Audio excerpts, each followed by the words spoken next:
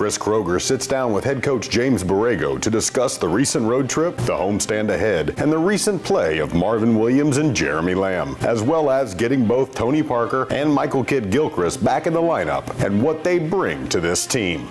This is the Hornets.com Coaches Show.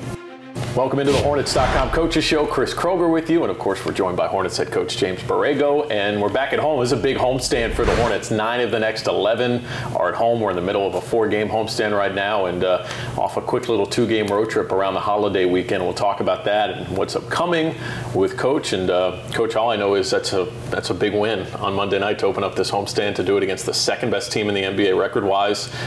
By my numbers, #1 offense in terms of scoring efficiency, #1 in net rating too, and to do it against a team that beat you here on opening night, that one felt good, I think, on Monday night. Oh, it felt good. You know, the guys came in tough back-to-back there. You know, tough loss in Atlanta. You know, had a shot to win, didn't get it done, but to bounce back on a back-to-back against one of the best teams, maybe the best team we've seen yet, you know, face-to-face. Give our guys a lot of credit. You know, they bunkered in, had great effort, especially defensively. From the start, just activity, weak side help, probably our best defensive performance of the year in a game that we needed. So let's go back to that game on Sunday in Atlanta, and that's the one that's really tough. I think Friday in OKC, another great team on the road. Yeah. It's another tight game against them, and they came out on top. But you look at that Atlanta game, just defensively, things did not go the way you wanted. A lot of dribble drives, a lot of points in the paint. I think they scored 58. And then you come to Milwaukee, they're the #1 team in the NBA. It's scoring in the paint. They want to get 57 points per game there. You limited them to 40. So how do you get that kind of turnaround from your team? Well, we addressed it. We addressed it the next morning. You know, it was a disappointing defensive effort and performance in Atlanta. It's not who we are. It's not what we expect. That's not Hornet basketball. We faced it. We talked about it. We owned it. And we went into the game with clarity. Going into the Milwaukee game, we re-identified who we are. Here's our standards. And our guys responded. And they had great effort, activity. Everybody was in. Everybody made multiple efforts. You know, having MKG back and Tony back obviously helped. Having that spirit back, competitiveness back obviously helped. But two-man, every man that stepped on the floor last night helped us in some way. And it really was a win based all around our defense and that effort and that spirit, and that's who we are. That's who we have to be. And to hold the Bucks, you know, who are one of the best offenses, if not the best offense in the league, to their season low in points in the paint after we just gave up 60 in Atlanta, says a lot about our guys, the resiliency and their ability to bounce back and get better. Yeah, season low for Giannis, second lowest scoring output of the season for Giannis too. He nearly had a triple-double, but 20 points for him on Monday. And you talk about Michael Kidd-Gilchrist. So first appearance in 7 games, he had missed the last 6. And he really probably wasn't even at 100% last night. You could tell he was still just gutting it out, trying to get that ankle warm. And the presence he brings on the court for you, Coach, just the competitive urgency he has, the defensive intensity he has. At one point, there was a play where not 1, not 2, but 3 Hornets players blocked a single shot at the rim for Chris Middleton. And that all seems to start with MKG and what he brings on the court. Yeah, he's one of those guys, you put him in and instantly the game changes. You can't even prepare for it or think about it. He goes in the game and the spirit of the game changes. The competitiveness out of our group changes. And that's special. That doesn't show up in a box score. That's a quality and a special quality that he has. So he's a major leader on our team, our spiritual leader in a lot of ways. And, you know, we felt that last night. And he came in, gave us a great edge, great spark. He gets his hands on balls. I think, you know, we're getting that ball. You know, he's blocking shots, contesting, talking to guys. So just a great competitor, a wonderful teammate, great person, and we're lucky to have the guy. Sometimes you look at a box score and plus minus can be funny. Sometimes you say, oh, well, why did this stat line happen, right? But he was a game high plus 18 last night. What does that say about him? That wasn't a coincidence. I mean, I think he earned all 18 of those. And like you said earlier, this isn't a guy that's playing at 100%. That was a tough ankle injury. And I could see it on his face last night. He was grimacing a ton, gutted it out. Even his wind, at times I had to, you know, he wanted to stay in the game, but he needed a blowout there too. So, but it speaks to his character. This is the competitor he is. And I think Tony's right there with him last night. He wasn't feeling 100%.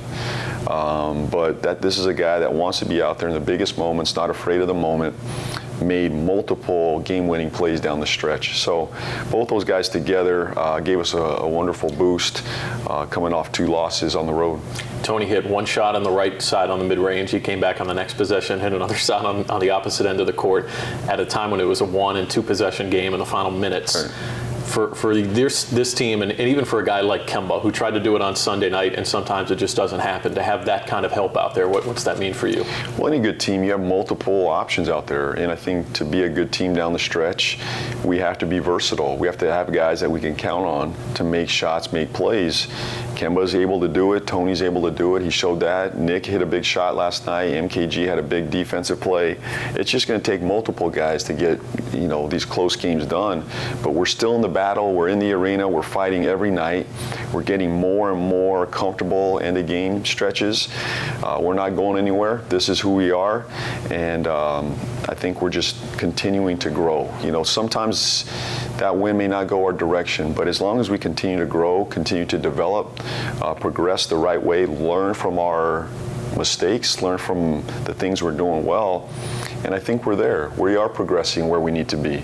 And now it's taking the next step and getting better for that Wednesday game with Atlanta. Let's talk about the tight games really quickly here. So after that win on Monday, you're now 2-6 in games decided by 1 possession or less. Those 6 losses by a combined 10 points, and that's the margin of error in this league. It's so tight. But to your point, there are no style points. There are teams that go on an 8-0 run in the final 60 seconds to win a game. It's 1 possession, it's 1 shot. And so some of this is just executing, right, and building on that. And so you did it last night, but there's no style points when it comes to these games. You just got to find a way to win. You just have to find a way, and it could be on either side of the ball. I mean, it could be a defensive stop. If we got the stop in Atlanta down the stretch, we would have won that game. We got a stop last night, and the defense got us that game. Sometimes it comes off the offensive end. So it could come in a number of different fashions. Sometimes you get a call go your way, but no matter what, you got to find a way to get those games done. The one thing we do control is our defense, and we have to hang our hat every night that down the stretch, we're going to get the stops. We're going to have great effort. If they're going to make a shot, it's going to be a tough shot. And offensively, we're going to keep running our stuff, keep getting good looks, and I think we're getting good looks down the stretch. Guys are getting more confident down the stretch. Our group, Tony and Kemba trust their teammates around them to make the right plays and shoot the ball when they're open, and we will do that. And one of those guys you're talking about had a great look on Friday. That's Marvin. Marvin's shooting the ball really well. I want to talk about that, but we'll take a timeout first. We'll continue. Chris Kroger, James Borrego. It's your Hornets.com Coaches Show.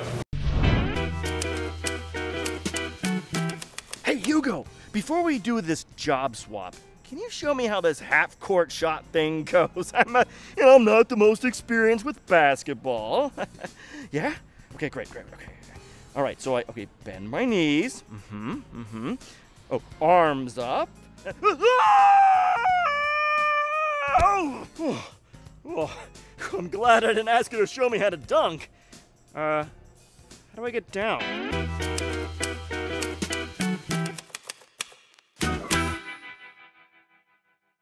We're back, Hornets.com Coaches Show. Chris Kroger. We've got Hornets head coach James Borrego. Hornets off a big win over Milwaukee, now 10-10, and I love the home record, 7-3 here at Spectrum Center. And Coach, that's a big deal. I think anytime you start talking about winning, north of 65% of your home games, if you could get close to 500 on the road, that's a pathway to a top 4 seed, perhaps, and 48-50 wins in the NBA. So you got to pick up the road schedule. You've been close in those games, but at home, you've kind of set a home court advantage so far. Yeah, I think we feel comfortable at home. We shot the ball well at home. We're feeding off the crowd, love the crowd. They've been fantastic. We feel comfortable at home, and now we got to go on the road, take our game on the road. We've been in close games. We just got to close those games out. But no matter where we're at, we got to play our style, be who we are. 18 points for Marvin on average over the last 2 games. He had 20 in Atlanta. He had 16 last night against Milwaukee. But here's the thing I love about Marvin. First 10 games, shot just wasn't going in. He didn't like the word slump. He said, I don't use that word. So he was talking about how much work he was putting in, wasn't changing his approach. Well, over the last 10 games, Marvin's averaging 44.2% from 3. his shot is starting to fall, and you can see the confidence, Yes. I think, and that's a game changer for your team to have that from him. Oh, it's tremendous. I mean, it is a game changer. It gives us great spacing out there. It changes how they have to play the pick and roll. It gives Kemba, Tony more space out there, Malik, Jeremy. So he's just a great spacer. We need him to take those shots. We believe in his shot, and we haven't wavered from that. You know, we've trusted him.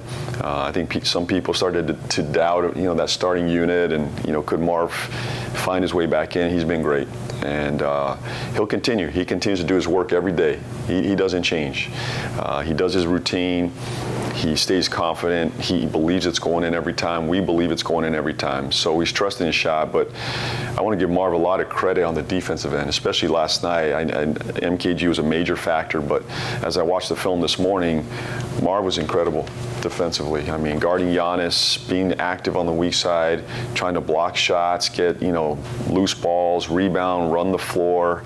And then his participation as a leader is just fantastic for our group. I know a lot of the fans probably don't get to see this a lot, but what's going on in our huddles, in our locker room, he's just willing this team. He's fighting. He's out there encouraging, inspiring our guys to keep going, even through those tough moments last night when, you know, Milwaukee's going to make a run. We knew it.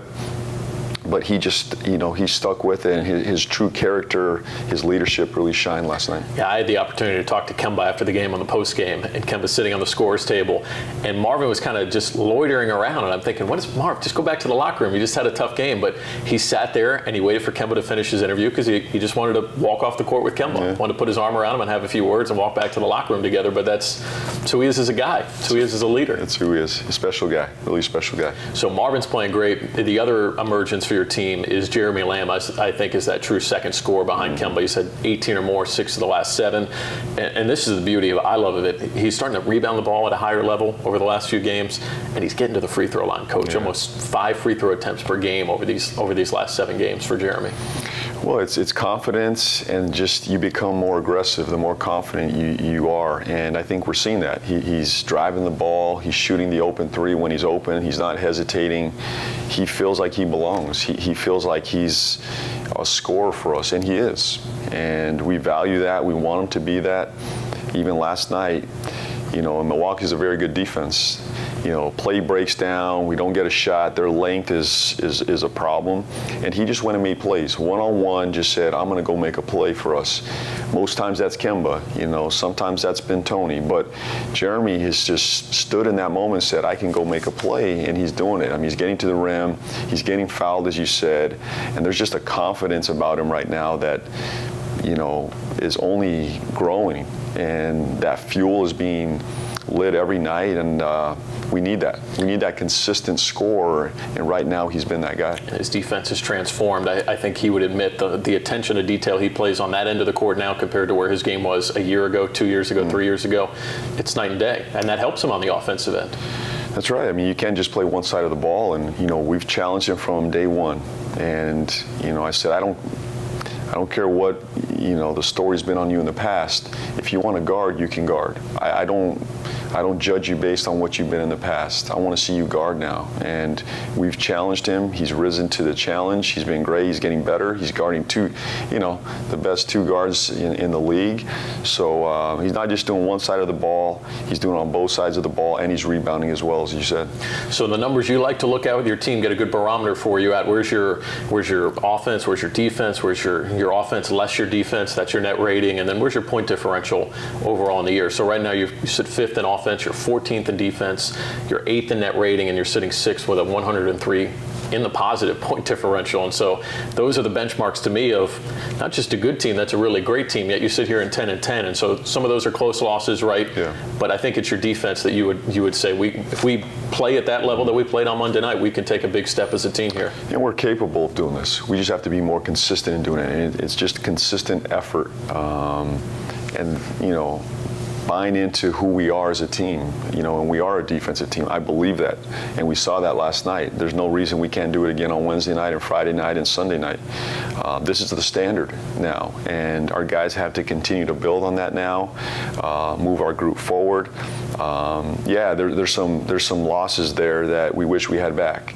There's nothing we can do about that now, but we're going to continue to grow. We move forward. We learn from those games, and we are a good team.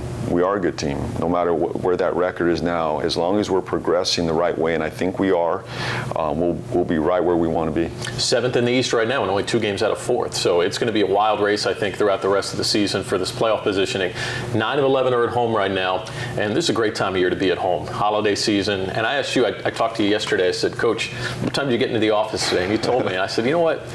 I went back and I was thinking to myself, I said, I appreciate that because, you know, as I've been around you a little bit and got to know you a little bit, your family is really important to you, and I can sense work-life balance is really important to you. And so, not that one way is more right than the other, but there are coaches that'll work 18, 20-hour days. They'll live in the office, but for you, you're going to work, and when you're at work, you pour yourself into that. But when you're at home, I sense that you pour yourself into your family every bit as much, too. Yes, and it's been a challenge for me as a head coach. First-time head coach, you know, the balance of work and wanting to do well, and you pour everything you have into this team and thinking constantly about this team and still being a dad. Still being a husband, going home and enjoying my family. Because at the end of the day, you know, that's what we're going to remember. And you know, these are precious moments for my kids and my family. And I don't want to look back and have regret there. You know, I want to enjoy them now, and I'm trying to do that. And this morning I woke up, took the kids to school. I'll pick them up, get to watch my little one play a game tonight. So I'm going to enjoy those moments and control what I can control. And it's easier said than done as a head coach, but my family's great. I love this time of year. This is my favorite time of the year. The house is buzzing. We got the Christmas music going. Yeah. We got the fireplace lit, right? You know all that. So we're going to enjoy it, and we're going to compete. We're going to have fun, get after these games. But when I get home, I'm going to enjoy that crew of mine, and they really bring perspective to what we're trying to do here. Yeah, and I think when you have those people in your life, friends, family, when you have a tough loss, they're the ones that can pick you back up better than anybody, right? Yeah. And they bring you back down to earth, but also they recharge you. And so when you get that recharge and you come back into work, you're energized and you're ready to get back after it again. They do. They feel the wins and losses, but you know what? They pump daddy up. They go, it doesn't matter. You're dad. You're home. Let's keep living. Let's keep having fun, and that's what we want to be about, you know. And I never want them to feel like we're going to live and die with every loss, but they're some of our biggest supporters, definitely my biggest support, and we'll continue to have fun. The rookie radio guy's working on that too. Okay, I'm trying to flush the losses quickly. We're all a work in progress here. We are. I tell you what, I gave you Christmas music recommendations. Have you checked it out yet? I loved it. Okay. Nice, very nice. I like the jazz feel. Leslie Odom Jr. Fantastic. Okay, so Leslie Odom Jr. Christmas album, you got to check that out. Yeah, fantastic. I turned it on to Frank the Tank too. I haven't gotten the recommendation. I haven't heard the review yet from Frank, so we'll see what happens with that. Coach, it's good to see you. Yes. And we're going to see a lot of each other because we're at home for the next stretch. So we'll see you on Wednesday night. Okay. Great. Sounds good. Thank you. Thank you, bud. Head coach James Borrego, and we're going to roll on one more segment. Sam Perley from Hornets.com will slide in, and we'll talk about everything going on with this Hornets team right now. Back on our Hornets.com coaches show.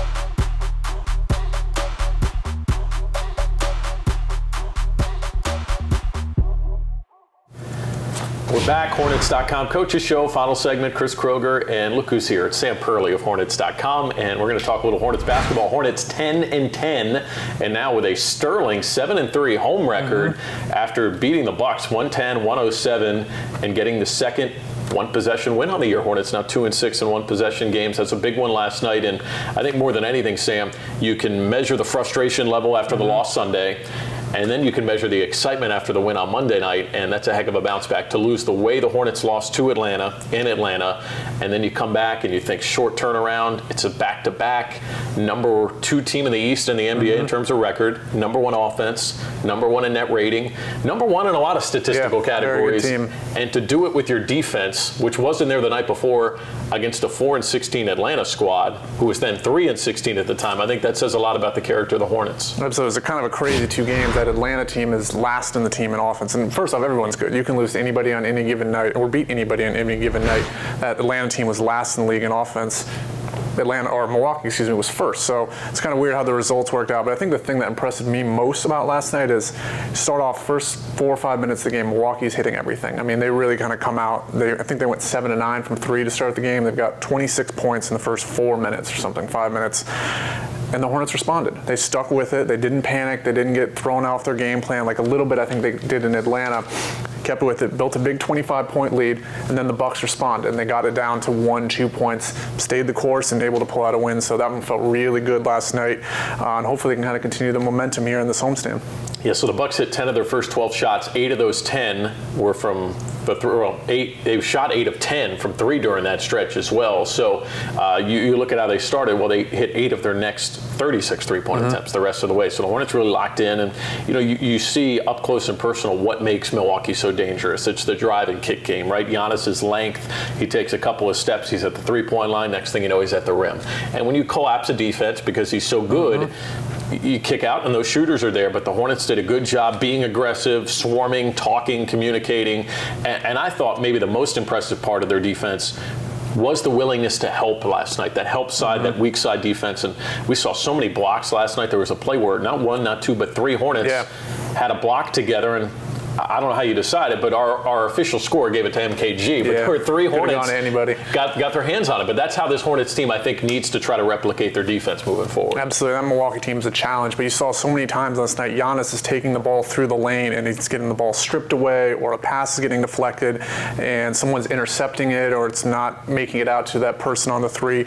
And even when it does, they're closing out. I mean, you're not going to get every single one, but they did a great job. That guy is a handful. He's an absolute handful. He's tall, he's long, and he can do so many different things. I mean, he can just place the ball in the basket when he's underneath the rim. So really good team. And, maybe that Atlanta game was a wake-up call. Said, if we don't bring our defense every single night, we can hit shots. I mean, they scored 123 points in Atlanta. We can hit shots any night. If you don't bring your defense every single night, you can lose to anybody. And that was the case in Atlanta. Yeah, and I know talking to Coach yesterday before the game, he was telling me, Chris, we've already got an amazing offense. Imagine how great our offense can be beyond this if we pick up our defense. Because right now the Hornets sit ranked 14th in defense in the NBA. I think they were 15th going into last night's game. But yeah, imagine if this defense, because Coach really believes this can be top 10. This team can be top 10 in offense and defense. And if you do that, that's the mark of a team that's probably trying to make a deep run in the playoffs. You look at those teams, they're anywhere from 3 to 5 teams every year that find a way to rank top 10 in offense and defense. And he thinks that's a realistic goal. And based off last night, I'd say that's fair. Absolutely. And you've got the personnel to do it. You've got Marvin, who's a very, very experienced defender. You've got Nick. You've got Jeremy, very long wing guys. You've got Miles, Dwayne. You've got the defenders. You've got the capabilities. It's more of just kind of figuring out. But I think, as we'll probably get to a point, I think the guy that keyed the defense last night from not only his individual defense, but sort of an energy was MKG. I mean, they really missed him those last 6 games. I think this season, the defensive rating on this team is about almost 9 points more allowed per 100 possessions with MKG on and off the court. So that's a significant difference. If you think 1 or 2 points is big, imagine almost 10. So he was a huge, huge help. And his numbers, 7.7 rebounds, but he did so much more. And to be plus 19 in a game you win by 3 is outstanding and really, really impressive. MVP of the game for me. Yeah, I agree with you. You look at his box score and you'd say, oh, he had an okay night. He had much better than an okay night. And he did it on a night where he was not 100%. We could all agree that he was just trying to gut it out after missing the last 6 games. So it's good to have Mike back. And this is a stretch where we got 9 of 11 at home. There are a couple road games sprinkled in here for the Hornets. But more than anything, this is a stretch where I think, again, you build a home court advantage. Now 7-3 at home. Can you continue to build on those things? And I think when you look at some of the trends where this team is right now, one of the ones that I really like and I think is super encouraging is the emergence of Jeremy Lamb as that second option behind Kemba. Oh, absolutely. I think he's getting kind of lost a little bit, but this is a guy that had to win the starting starting job in camp, took it and has run with it. He didn't settle, and that's, sometimes you worry about a guy that wins a position like that, if he's going to plateau, if it's, he gets maybe too comfortable, but he hasn't. He's gotten better and better. He's scored 18 points in 6 of his last 7 games, something like that. His rebounding is outstanding. He's averaging 6 or 7 boards a game. He's passing, and he can shoot. It used to be he was kind of just a one-dimensional shooter. Now he's got a 3-ball. Now he can, you see he's getting to the line more. He's got a floater in the lane. He can turn around and shoot. Like, you see so many different times. Like, we didn't see that from Jeremy 2 or 3 years ago, and it's really helped Kemba, and it's helped everybody else in that starting lineup. And his defense has been outstanding. He's a big guy. He's long, and he's been a great asset to this team in the success they've had this year. I think the Hornets have done a better job, too, when the defense is clicking at getting their hands on balls and deflecting. Jeremy's been a big part of that, affecting the passing lanes because of that arm span, that wingspan that he's got. And one of the other guys that was back last night that made a huge difference, Tony Parker, he hit 2 buckets down the stretch in the 4th quarter on opposite sides in the mid-range, and that has been sorely missed from this team. We saw it in Detroit where he pushed the Pistons away with a late 3. We've seen it at times where he's just recognizing the situation, which is Kemba looks tired and this team needs a bucket, and I'm going to go get it for you. He thrives for those moments. Yeah, you saw him a lot in the 4th quarter last night, and he just is so, and I thought it was kind of interesting, sort of you have Tony coming back in the MKG, how different a players are. You have Tony that brings such calmness and steadiness to the offense and keeps everything, everyone in line, and then you have MKG who's doing sort of the opposite, keeping everyone in line, but bringing this frantic defensive energy. Exactly, and I thought it was kind of odd, the sort of styles of play, but how much they're important to each offense and defense. But Tony was unbelievable last night. He had 15 points, 6 assists. I mean, he was, I think, 7 of 14. He had a couple big shots there in the 4th quarter, and that's been, sort of the problem last couple, at least this season. It's always been Kemba. If you have a guy, Tony, Jeremy, Nick had a big shot in the 4th quarter last night, so you got to get more contributors, and he was certainly right there with it last night. Yeah, this is why you're a wordsmith, Sam Perley. There's some irony there going on with you're right, with Tony, where he brings this sense of peace and calm and settles everything down. You can almost feel the game slowing down in a way where he's playing fast. He truly is, but he finds a way to manipulate the defense, and you know where he's going to go, and yet you can't stop him from going there. And then the opposite is true of MKG, where he wants to disrupt your defense. He wants to bring chaos, and in doing so, he starts the fast break offense, and he starts the Hornets getting out in transition and really flowing their offense off their defense. So those two were sorely missed. It was good to have them back. They were big keys in the win over the Bucks. And now we'll have coming up Atlanta on Wednesday.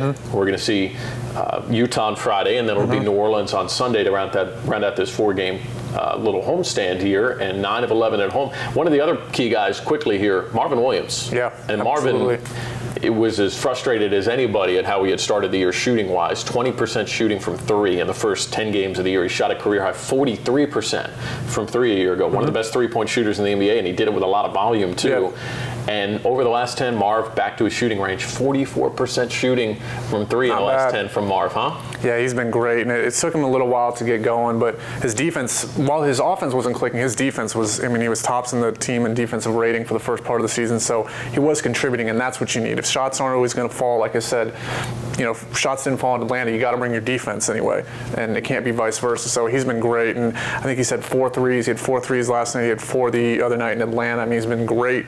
Wants the ball, and I liked the other night in Oklahoma City. He had a big shot to win it, or not win it, but would have been a critical shot. Would have been a go-ahead. Yeah, but he wanted the ball, and he said after the game, I'm not sure if you heard or not, but he said, I want that shot, and that's the kind of mentality you need. Like I said, it can't just be Kemba. So Marvin's been outstanding, and who knows, it could have just been kind of the adjustment into the new offense, and we're still young into the season. I know we're almost a quarter of the way done, but everyone's still kind of getting their legs and their roles and playing with Nick and playing with Jeremy too. I mean, these are in different positions. You never know what kind of effect that has on a guy's adjustment to begin the season, but overall Marvin's been outstanding and absolutely invaluable from a leadership standpoint. He's been a great influence on Miles, particularly MKG, so hopefully he can kind of keep this going. I'll make a prediction.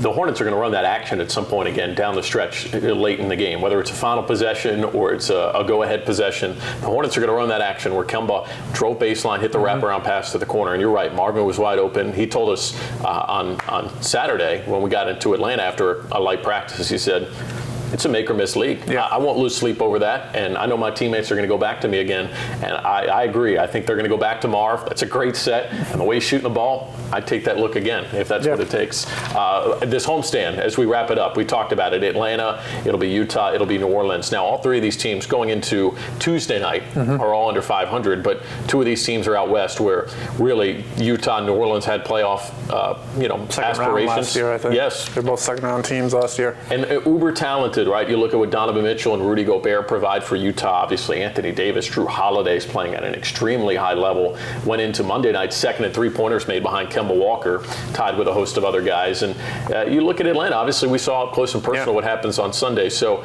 these games, they feel like crucial ones for the Hornets, who are only 2 games out of 4th right now in the East. They're looking at their record saying 10-10.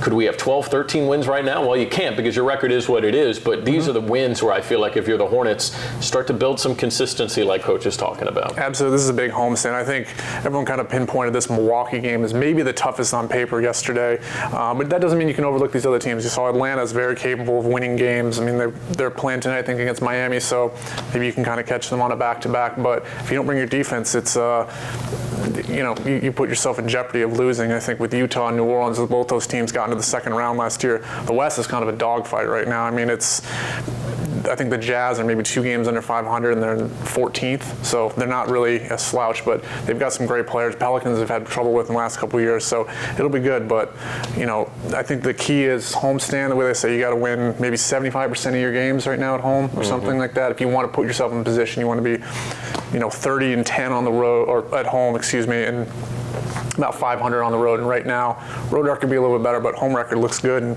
most of those losses have been pretty close. Yeah, you go back to the Hornets' 48-win season back in 2015-16. They had a sterling record at home, won 30 home games that season, and that was the most since the original Hornet years. So it's hard to do, but if you get to 28, 29, 30 wins at home, you've done yourself a very good job on the year, and so the Hornets are heading towards that trajectory. And so we need you here, by the way. You got to get out to these games. You can do it on Wednesday, and of course on Friday, and then again on Sunday. It's an early tip on Sunday. It'll be a 5 o'clock evening tip here at Spectrum Center. Tickets are available, 704 Hornets. You can always buy them at Hornets.com. But like being able to step into Pearly World for a little while. We had Sam Pearly with us from Hornets.com. Sam, it's good to see you, man. Thank you for having me. All right, it's been a lot of fun. Thanks to Coach Borrego for dropping by as well. And, of course, we're back again Wednesday night at home at Spectrum Center. 7 o'clock tip-off against the Hawks. And, man, is that a revenge game. The Hornets feel like they owe them that one.